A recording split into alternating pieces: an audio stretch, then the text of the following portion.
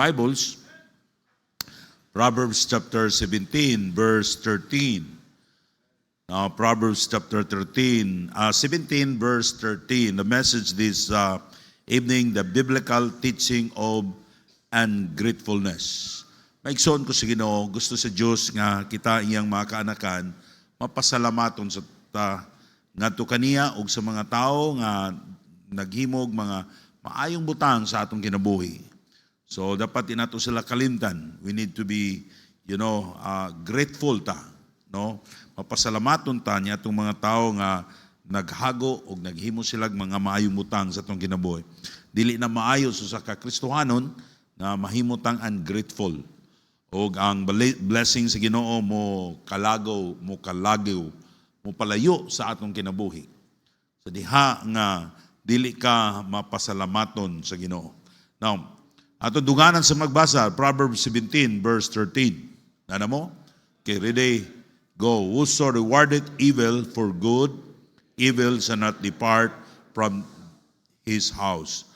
Whoso rewarded evil for good, evil shall not depart from his house. That is very dangerous warning of God. Sa usa ka Kristohanon kita nga mga tao, dili ta mahimo nga mapasalamaton sa mga tao, gani atong balusan ang ilang kaayo ug daotan. The Bible says, evil shall not depart from his house. Let's pray. Our Heavenly Father, we thank you, God, sa imong pulong. Nga imong pulong, Ginoo, mo among subanan. Ang imong pulong, Ginoo, mo among guide. How to have a joyful life. A life of God, may blessings of God. Life, Lord, na may contentment. Lord, help us, O God, to understand the word, O Lord, and help me to deliver the message, O Lord. Lord, help your people, O God. Help us, Lord, to be grateful. Binadya kanimo, Ginoo, sa imong kaayo ka namo, sa mga tao nga nagsakripisyo, na sila naghimo mga maayong utang sa among kinabuhi. Hindi na mo ni kalimtan, Ginoo. Kapag ikaw, Lord, mag-bless sa among kinabuhi. Para mo nakita, ni mong pulong sa kapait, sa katawag ungrateful. Kaya nagsulti ka, Ginoo, ang utan, dili mo hawa sa iyong panimalay. Lord, help the people of God to be grateful. O ganda na akong ipangayo, in Jesus' name I pray. Amen. Thank you. Please be seated.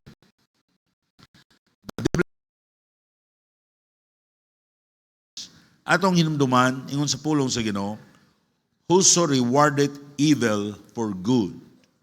Ang tao naghimog dautan, naghimo kag dautan sa tao nga ang iyang gihimo nimo maayo, imong gibalusan ang maayo og dautan. The Bible says, evil shall not depart from his house.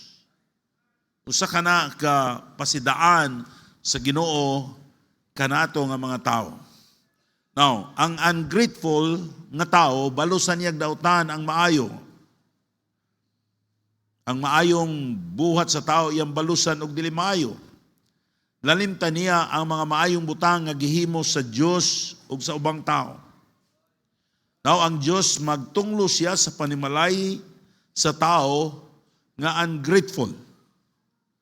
The common reason why a Christian they don't serve God faithfully, nganong dili sila mga lagad sa Dios, di ta mga lagad sa Dios, because nakalimot ta sa kaayo sa Ginoo sa atong kinabuhi. Sometimes we do complaining about ourselves. Kulang tag kwarta sa atong mga balatian, nalimot ta sa kaluwasan nga gihatag sa Ginoo.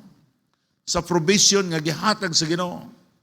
Usay ang tao sa iyo nato pagbagutbot, pero nalimot ta sa mga daghang butang nga gibuhatag sa Ginoo sa atong kinabuhi.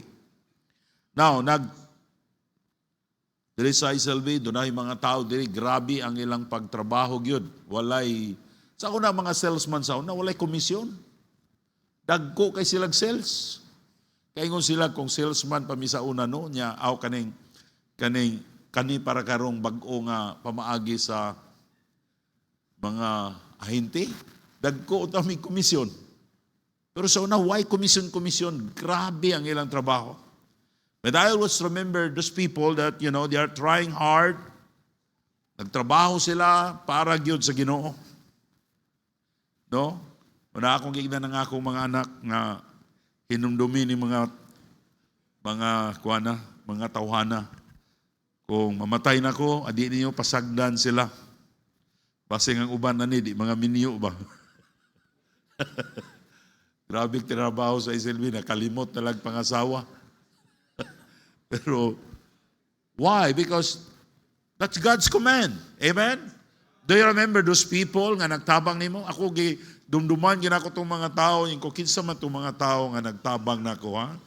Katong mga tao nga sa una, magpahulam na kog bike kay mag-deliver kog kuan, mag-deliver kog hupya. Tunay babay sa una sa iligan nga muiyak ang iyang anak, kumuha na kog Sabado kay ang iyang bike sa iyang anak ipahulam niya nako. Isa na si Bado, ipahulam na ng bike nimo, iyak iyang anak kay magbike-bike kay gihatag kay mag-deliver na kog hupya. Ako siyang gipangita. Ingon si Yokom namatay na.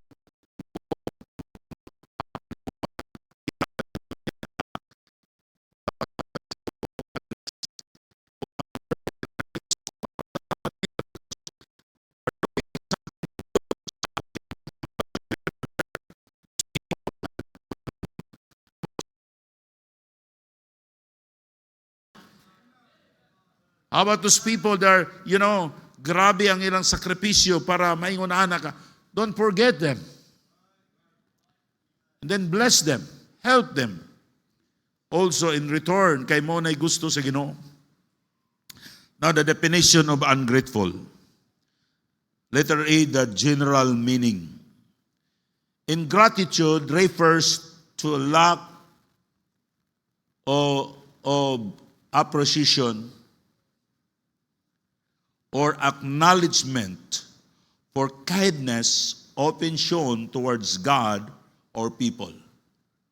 Kining ingratitude nga kinaiya, mao ni kinaiya usay makalimot, mali ka maka-appreciate.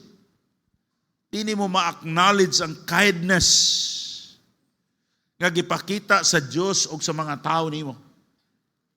Sayop na siya. Dapat in anything nga imong nadawat karon, imo nang pasalamatan sa Ginoo. Usahay magtan-aw ta sa daghang problema, nalimot ta sa dako kayong panalangin sa atong kinabuhi. So dapat di ta malimot yana. Kung malimot gay ka, di na ka maka-appreciate sa kaayo sa Ginoo sa imong kinabuhi. Di mo ma-acknowledge ang goodness of God and kindness of God o sa mga tao, imuha lang makuang ka sa imong parents o sa imong kinsa diha ka nagpuyo, sige kalag tan-aw sa negative nila, pero nalimot ka sa daghang mga butang nga maayo kaayong na ilang gihimo. Bahimo na kang ungrateful ni anak. Right? Pero mga tao nga dili sila mo acknowledge ni atong mga tao nga nagtabang nila. It includes both intentional neglect. Number 2, the general meaning, it includes both intentional neglect and a lack of recognition for blessing. Usay dili ta magpasalamaton sa Dios sa mga panalangin nga iyang gihatag nato. Christian, hinaut ta every day in your prayers. I-mention nimo how unsa kaayo ang Ginoo, unsa mga panalangin nga imong nadawat nga na sa Ginoo. Wala nato ma-recognize ang mga panalangin nga gihatag sa Dios sa atong kinabuhi. The blessing to have a family. Amen? The blessing to have a wife. Lisod way asawa eh. No, lisod ug way bana. Kami usap po niya akong bana, kuripot kayo. May na lang na. Kaysa uban nga irresponsable. Nga sa uban nga walay ginahimo, kanindot rin na imong bana, naning kamot. Sa maning hagman, pastor.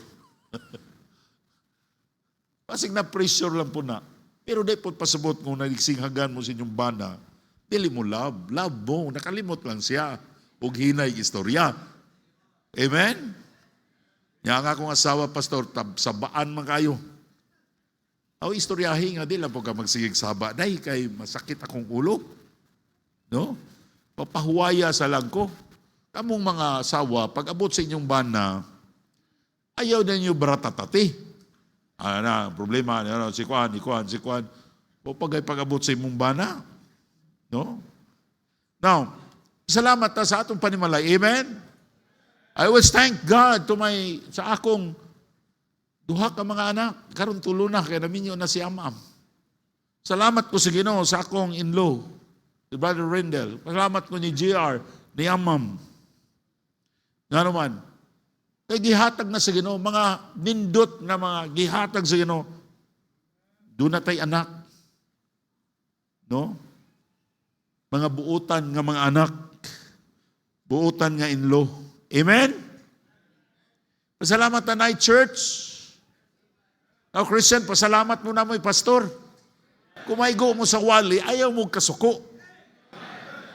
Kanabi taong doktor, kung di ta maigo, mubalhin mo taglang doktor, niya maigo na nung ka, masuko ka. Hinoklugi.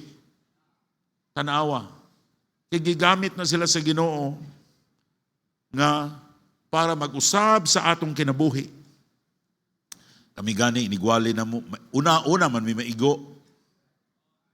Una may maigo eh. Salamat na natin trabaho. Amen? O sa basic ko, grabe, daghana, di man kukuha na ni Dave. Bisag matulog ka, magunahuna ka nga, di ka katulog kay gusto ka mo mata, kay mo trabaho po ka, mo labad mong ulo, gusto na po ka matulog. So, pero pasalamat na natin trabaho. Ayun, Brother Larry, si Pastor Abaw, grabe ni nga mga daghanig trabaho, pero may na lang natin trabaho. Sa inan na, uwa po tayo trabaho. Piti po na itong lisura. No, kung kamo busy mo sa inyong trabaho, pasalamat mo, pasalamatan nga natin trabaho. Amen? Pasalamat sa atong mga godly friends. Salamat to our godly friends who help us to grow spiritually. Pero ako amigo, say, mag-take siya na ako sa Pastor, thank you so much for your encouragement. So magkita mi, mag-istorya mi, we encourage one another. Now, young people, don't make friendship to the world. They will influence you to do evil. Kung ang imo gayang amigo, mga dili maayo nga mga tao, sigurado yun, ma-influence kanila. Pastor, sa manday, di ko makikamigo sa mga dili Kristuhanon. I'm not saying that. Amigo ta, pero doon ay distansya nga amigo. Pero magkuyog-kuyog na ganing mo, mga young people, magkuyog na mo, asa mo, yung imong amigo wicked, siya makalingaw, maguna siya, kay adik-adik ba, makalingaw. Bisig adik-adik na siya, makalingaw. Maadik yung ka, kadugayan. Ma-influence yung ka. Kung lustful na siya nga babae o lalaki, ma-influence yung ka, dili madugay. Go out from them. Be ye separate. Kay kung higala nimo ang kalibutan, ang Diyos kaaway nimo. So gusto sa Ginoo, pasalamat na sa atong mga godly friends. Ayaw pagpasalamat daghang kag amigo, but when your friends are wicked, ayaw pagpasalamat. They will destroy your life. Palayo nila kung gusto ka nga ma-repair pa imong kanabuhi, because time will come. Dili na ka ma-repair. You will be totally destroyed. Mintras may panahon pa, palayo. Pasalamatan ang Ginoo. Lord, thank you for your word. Lord, thank you sa akong simbahan nga doon ako yung mga higala nga mga godly. Now, that's the general meaning. Una, ingratitude refers to lack of appreciation or acknowledgement for kindness often shown toward gods or people. Number two, includes both intentional neglect and lack of recognition for blessing. And then, anita sa biblical terms for ungratefulness. The biblical terms of ungratefulness. Number one is unthankful. Ang tao nga ungrateful, unthankful siya, di siya mapasalamaton. Iyang gitanaw, ang iyang gihimo, dili siya mapasalamaton sa ubang tao nga naghimo o naghatag og mga maayong butang. Ang mga tao nga unthankful, ungrateful, sige nila gikwinta ang ilang gihimo, not knowing ang ilang gihimo gamay ra compare niya ng tao nga ilang gibuy unsa diya nga dako kay gihimo nila. Di ko malimot sa una, nilibog ko, grabe na kong tinabang sa mga tao, unya ako pa manoy gibuy-boy. Tiya mo ka na. Isa kung saan ako kwinta. Bigyan ako, maglisod yung ko kwinta. Because that's a sign of ungrateful person. Dili siya mapasalamaton. Ang kinaiya nga dili mapasalamaton, dili maayo at ubangan sa Diyos o dulumtanan sa Diyos. When you are unthankful, ang Diyos wala malipay sa imong kinabuhi. Dulumtanan sa Diyos ang imong kinabuhi. In Romans chapter 1 verse 21, because that when they knew God, they glorify Him not as neither were thankful, but became vain in their imagination, and their foolish heart was darkened. Can you imagine that? Unsa sila? They are unthankful. Ang ilang imagination lahi. Binuang ang nasa ilang kasing-kasing. Nga naman, because they are unthankful. In Romans chapter 1, 22, tiwasan na to, 22. Professing themselves to be wise. Kini mga tao nga they are, mga tao ungrateful, unthankful. Nagunahuna sila, they're wise.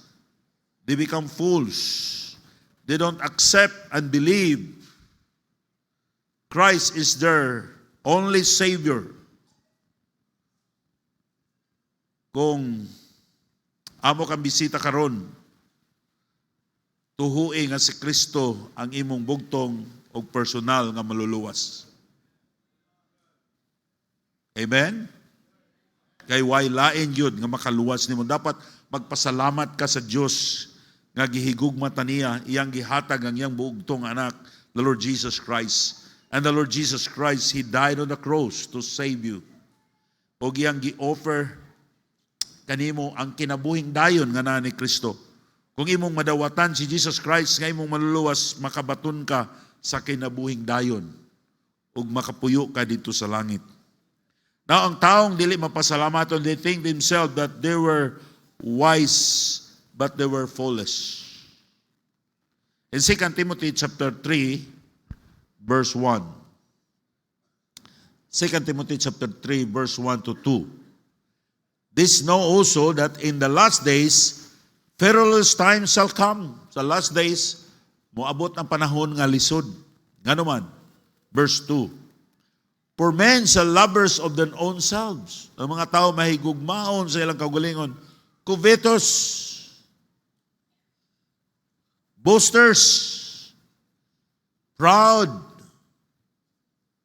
blasphemers, disobedience to parents, and then unthankful, dili mapasalamaton, and holy. In the last days, perilous times shall come, people become unthankful. Lisod na ang komunidad karon. Kay ang mga tao dili mapasalamaton. O di ba? Now, i-treasure ang mga tao nga nagmalasakit ninyo. I-treasure tong mga tao nga naghimog maayo nato. Kay mao nay gisugo sa Dios. I-treasure ang imong ginikanan. At i-treasure nimo ang church, ang Ginoo. Grabe ang gihimo sa Ginoo. The Lord, salamat kayo. Salamat Lord nining mga tao nga imo silang gigamit. Nga ako Ginoo, niingon ani ko. Kay kung wala ta giatiman sa atong ginikanan, wala ta karunoy. 'Di ba? Kung gihulog ta sa suba, lumos na. 'Di ba? So mga igsoon, ang Kristohanon dapat grateful ta. Atong tabangan ang atong mga ginikanan, labi nagtiguang na sila. Amen? Nagwali na ko ni, kay hapit na ko matiguang. Tiguang na yun. Gamay si kong kwinta-kwinta day. Mga 9 years na lang, 70 na ko. Sana ka 70. Sa kay daong na kong 70, no? Si Pastor Sudi, wano eh. Di nakagwanta og tindog. Kay hapit naman sa 70. Plus 10, o kung makaabot og 80. Para buinas na kayo nagay, makaabot og 70. Unang atong pasalamatan ng mga tao nga gigamit sa Ginoo. And then number 2, discontent. Dili kontento nga butang nga ilang sa ilang madawat. Una, unthankful. Ikaduha, discontent. Dapat ang Kristohanon kontento ta sa mga butang nga atong nadawat. Godliness with contentment is great gain. Kung kontento kita, kanang pagka-Diyos doon nga kuyugan sa pagkakontento, dako na ginansya sa atong kinabuhi. Now, dako nga ginansya ng imong pagkatao kung naakay contentment. Tanaw na ito ni Exodus chapter 16, verse 2. Exodus chapter 16, verse number 2. And the whole congregation of the children of Israel murmured against Moses and Aaron in the wilderness. Ang mga katawan sa Diyos sa wilderness, sige sila bagutbot. Grabe ang ilang bagutbot ni Aaron, ni Moses, sa ilang gihimo. Ano man, dili sila kontento. Giuhaw sila, di sila kapangayo o straight lang. Sa kamo, daladala mi ninyo diri. Niya, unsa man ni, wa man ni tubig, so mamatay mi suhaw, ani? Ang Ginoo, ngano nasuko ang Ginoo nila? Kay dili sila kabalo magampo, di sila kabalo mangayo. Ang ilang gihimo, sige lang sila bagutbot. Tanawa ang kaayos Ginoo. Bisag nagubagutbot sila, gitagaan sila tubig. Bagutbot na sab sila. Unsa may itong kaunon din nga daghan man ta kaayo. Unsa may itong grabe, wa sila, sige na sila bagutbot. Ano ang Ginoo? Ugma, paulanan tamugpan, grabe ang kaayo sa Ginoo, no? Kung tao pa ang Ginoo, di ta mo pakanon, kay bagutbutan mo. Pero ang Ginoo, grabe, ug kasing-kasing ang Ginoo. Pag-ulan o pan, grabe yung kahin nilang kinaon. Pero bagutbot lang niya po sa unsa man ni, sige lang ni. Mana, gipaulanan sila mana. Grabe din na sila. Dili na sila mag-bake, dili na sila, mamunit lang sila. Pagkanindot kayo. Pagkaugma, nahaan na pod. Pero ang uban, nagdili mo kay ugma, muulan na sa dugma. Ayaw mo pagkuha o kanang igura, makaon niyo ang uban, digin mo to eh. Nagtago yun, nakita nila, giulod. Grabe. Grabe ang pag-antos ni Moses. Tungod sa mga katawan sa Diyos nga ungrateful sila. Lisod dadon ang usa ka tawo nga ungrateful. Even in business. If your children is ungrateful, lisod yun kayo na dadon. Sa nga ka ungrateful niya kung anak, bisig ungrateful sa ta. Nakaawat na. If you change your habit, your character, maybe your children also mahimo kang blessing nila, mausabsan sila. Dapat makita nila ang atong gi-care, ang atong mga ginikanan. Nakita nila ang atong pag-alagad sa Diyos, atong gisunod ang Ginoo, atong gisimba ang Diyos, nga naman mapasalamaton ta sa Diyos. In 2 Timothy chapter 3 verse 2, 2 Timothy chapter 3 verse number 2. And the children of Israel said unto them, Would to God we had died by the hand of the Lord in the hand of Egypt, when we sat by the flesh pots, and when we did eat bread to the full, for you have brought us forth into the wilderness to kill the whole assembly with hunger. Iligid sila kabalo mangayo. Ang ilaha, magbagutbot sila, masuko sila. Ano man, they're ungrateful to the Lord. Sa una, they're slave. Sa una, dito sila sa Egypt, grabe ang ilang kabutang. Mga ulipon sila, ginagmalan sila. Now, the Lord commanded Moses nga kuhaon sila dito sa Egypto, aron tagaan sila og kagawasan, freedom sa ilang pagsimba, sa ilang tinuod og buhi nga Diyos. But these people, they are ungrateful. O mga Israelite, dili sila kontento sa kaayo sa Diyos sa ilang kinabuhi. Sige sila bagutbot. Mga Kristiyano, if you have a need today, tonight, don't murmur to the Lord. Ayaw kasuko, ayaw pagbagot. Pray with humility and humbleness. Amen? Lord, please, tabang ko Ginoo. Lord, salamat kayo sa mga butang nga gihimo sa akong kinabuhi. Now, walay trabaho, grabe paloy-looy, yung mga apply trabaho, pag nanay trabaho, grabe na kabagut-butan. Gusto taas og sweldo, kunya dili magtarong og trabaho, bisag asa ibutang, problema kayo. You know, ang Ginoo na suko niya ng mga tawhana. Ang panalangin mo lagaw, mulakaw ba, mudagan sa imong kinabuhi. Musa usaba ang imong atong kinaiya. Even myself, sometimes, may mo kong kanang bagut-butan, ni ko Lord, pasaylo ako Ginoo. Ang taong dili kontento, bagut-butan. Dili mapasalamaton. Bisag tagaan na, agamay ra ni. Siya, kulang man ni. Naay Kristohanon, naay nagpikilimos ba isa. Sir, limos sir. Gitagaan niya piso. Isa. Unya, kuan man, kining butaman silang duha. Yan namoy nagkuyog nila isa. Pagtaging tongtong, sa pila may gihatag niya sa piso ra. Isa, itagaan po niya itong usa. Ya, pila ba gihatag niya? Kay, naman sila yung mga gwardya. Nasa sila tiguyo, piso ra. Siya. Sir, piso ra man ni sir. Dugangin ni sir, piso ra man ni. Tiyaw mo na magpakilumos. Tapos siya itong gihatag, mo reklamo, kay kulang pa. Ingon tong, kuan, yang giingnan. O sige, nay 100 o. Nay 100. Nilakaw man tong duha ka gwardya ba? Nilakaw kay dunay gipalit. Sila namin duha na bilin. Yung mga butaman siya, yung siya nga, nay 100 o, tunga mo ani, tag 50 mo. Salamat sir. O, lakaw siya. Yung siya, ang 50. Nani mo ha? Pero wabi niya tagay. Kaya nagtuo man itong kwanto speakers, nagtuo to speakers. Matalali sila. Ya kita. Dapat ha, mapasalamaton ta sa Ginoo. Dita bagutbutan. Ang Kristohanon nga magutbutan layo sa panalangin. Kung doon na kay needs, doon na kay kikinahanglan, ayaw pagbagutbot, pagpasalamat sa Ginoo. Pastor, daghan kong problema, magpasalamat ako sa Ginoo ani. Magpasalamat ka kung naa kay problema. Kaya nagpasabot pa na, sakto pa ka pagunahuna, kaya naa kay problema.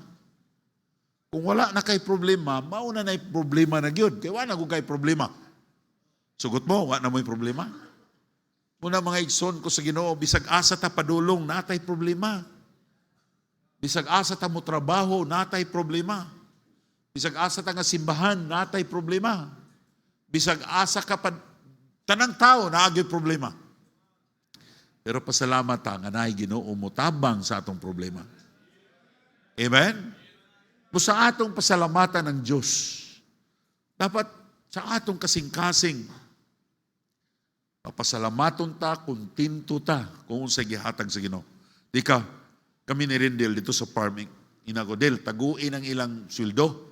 Kaya naman tayo increasean kay mga buutan, katong mga tapulan, di man nato to taga-ampong taas-taas nga increase.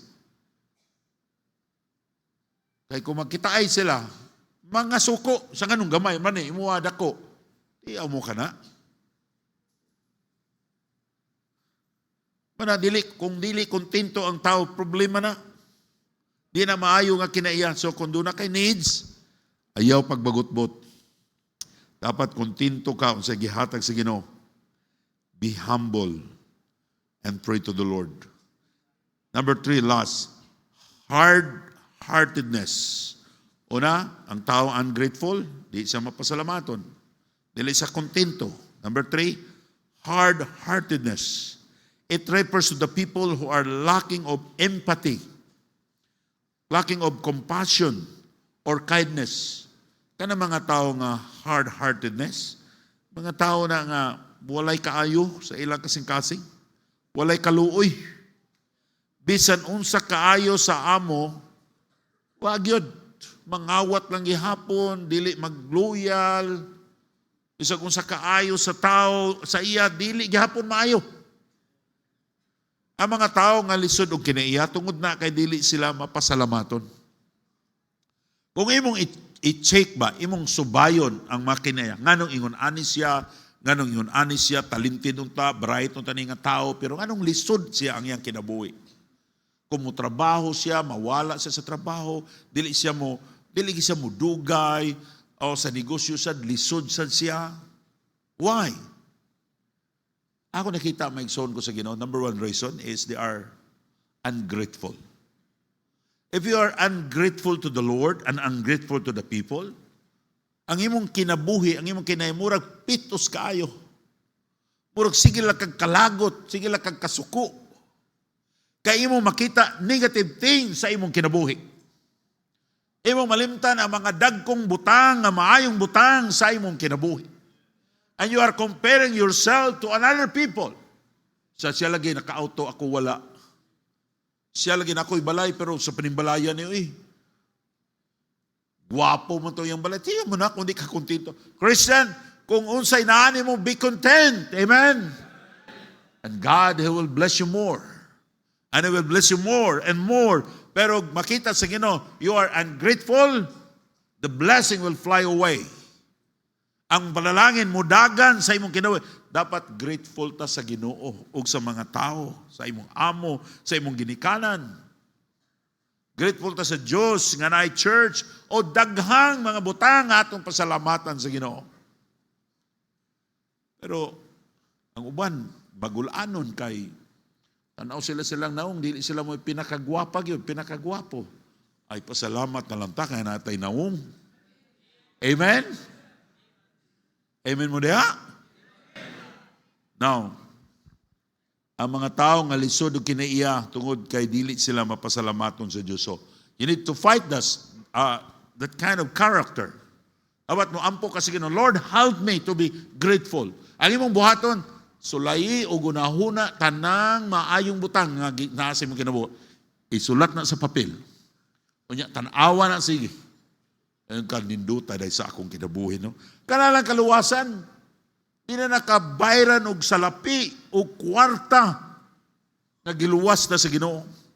In Matthew chapter 13, verse 15, for this people's heart is wax gross, and their ears are dull of hearing, and their eyes they have closed, lest if any time they should see with their eyes and hear with their ears, and should understand with their heart and should be converted, I should heal them. Ining mga tao, yung mga tao na hard-hearted, hugaw ang ilang kasing-kasing. No? Kung dili ka, ungrateful ka, imong kasing-kasing. Bisa kung saong kagtabang, kanang tawhanan gatabang nimo, dili lang yapon maayo. Bisa kung sa kadagang butang, nga gihatag sa Ginoo nimo, imong una-una, dili lang yapon maayo ang Ginoo sa imong kinabuhi. Unya, ang ilang dulunggan, dili kadungog. Bisa kung saan ni mo nag-explain, di mo ragwa na kadungog. What is the problem? Is their heart. Amen? Murag di gyud kadungog. Dili sila kasabot. Ang ilang mga mata nagsiga, pero dili kakita sa kaayo sa Dios o sa mga tao. Now, Christian, God wants you to be grateful. Amen?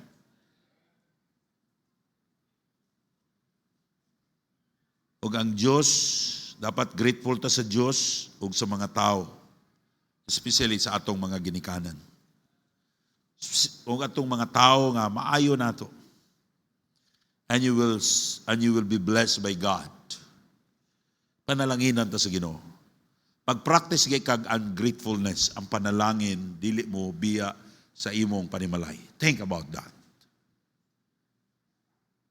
Ang dautan dili mo biya sa imong balay. Di mo biya sa imong kinabuhi. So dapat mag-practice ta o gratefulness. Amen? Unay mo, doon na tayo kuhan nga speaker, nga-imbitar diri. Paglakaw niya, nagsuwat gid siya, nag-effort gid siya, taas nga suwat. Inko ako ra ba, di ba ra ba ko kabalo mo suwat? Kay mahadlo ko og wrong spelling. Kasuwat siya nako, namo ni Gemma, nga nagpasalamat siya. Kita ka, mga kigsoon ko sa Ginoo. Kumusta ka ang atong kinabuhi? Just think about yourself. Are you grateful or ungrateful?